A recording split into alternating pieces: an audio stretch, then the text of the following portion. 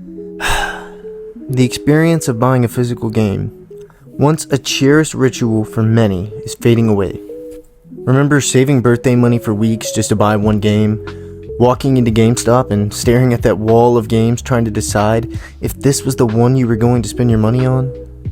Grabbing the plastic case off the shelf, looking at the screenshots on the back, reading every single word while you waited in line. Then, finally getting home, ripping the plastic off, opening the case, slapping it in your console as fast as possible. Oh, and that new game smell? There's nothing like it. Then you'd finally sit down to play your game. I mean, it was a whole experience. That wasn't just buying a game, that was part of being a gamer. When was the last time you actually bought a physical game? If you're like most people, it's probably been a while. And that's exactly what companies like Sony want. Sony, and really most of the major gaming companies, don't want you to truly own your games anymore. They don't want you lending your copy to your cousin for the weekend. They don't want you trading it in at GameStop. They don't want you buying a used copy for half the price. Because every time someone plays a used physical game, they don't make another sale. Back in the Xbox 360 and PlayStation 3 era, buying games felt different. Midnight launches actually meant something. People waited outside stores for hours just to be one of the first people to get to play whatever game it was they were waiting for. I mean, you'd meet strangers in the line who were just excited as you were. Now, most people just press a button that says install.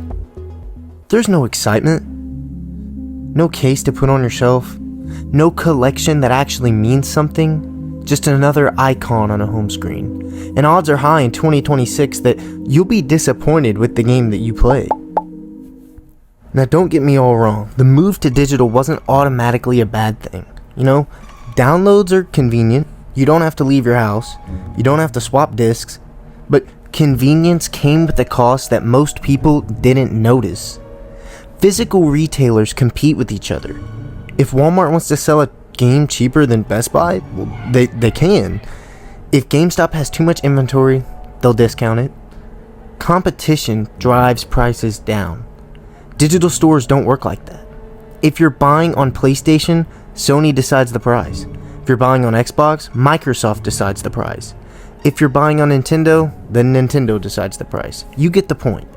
But there's almost no competition once the game is locked to that digital storefront. Years ago, people bought digital games and they thought they would become cheaper because publishers no longer had to manufacture discs, print cases, or ship boxes around the world. Instead, the prices stayed almost exactly the same. And in many cases, they've actually gone up. Walk into a store a month after a game's release and you'll often find the physical version for 20, 30, or even 40% less. The digital version? Still full price unless the publisher decides to run a sale, which isn't likely to happen for a few months, at which point the game is already losing support and the devs are moving on to the next project. That's not consumer choice, that's control. Owning a disc meant you actually owned something. If you got bored, you could sell it, trade it, lend it to a friend, keep it on a shelf years later as part of your vast game collection. Doesn't really matter, but digital games don't give you that same freedom. You're buying a license tied to an account. You can't trade it, you can't resell it, and if a digital storefront ever disappears, that raises questions about future access that simply didn't exist with a physical disc. And games aren't supported long enough nowadays for that to even be worth it. Little by little, we've gone from owning games to renting access to them. Now GTA 6 is launching at around $80. Whether you think it's worth it or not, that's your choice. But this proves something. People will pay for an $80 game. And if one company successfully charges more, other publishers are going to look at that and ask, why aren't we charging $80 too?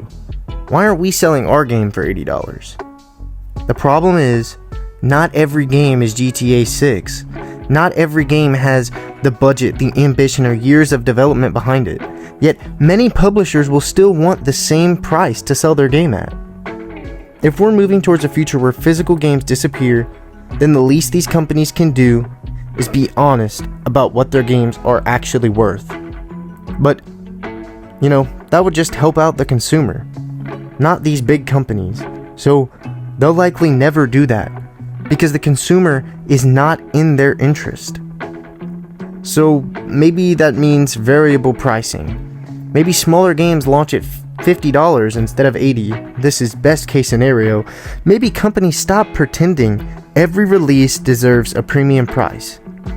Because if we are losing ownership, the least we should get in return is a fair value. Is that really asking too much? But these big companies want to act like we are asking the world for them when we simply ask to own what we paid for, to get the value out of the game for what we put into it. $80, that's a lot. You're asking quite a bit for your game, Rockstar. I mean, $80, that's quite a lot. And I mean, it's not like these prices are, up and down. No, it is just a steady rise. I personally do think that GTA 6 will be worth the price. But I cannot say that for a lot of other games that will probably be charging a lot more in the near future. Is this what you want as a gamer? Is this what you want? Because I know it's not what we need, especially with the state that the market is in right now. I mean, these companies should be tending to their consumers that are really losing touch with the consoles that they play on, because why boot it up? Why boot up my console to spend $80 on a game that I will likely not enjoy and wish I never bought? These are the questions that we all need to ask ourselves every day when we turn on our consoles. Because when we just feed into these companies' wants and give them money, feed into their greed, we give them exactly what they want, and in return, we get nothing back.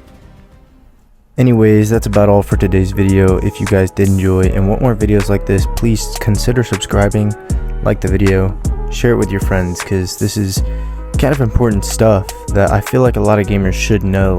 They need to be aware of what's going on in their hobby, their realm.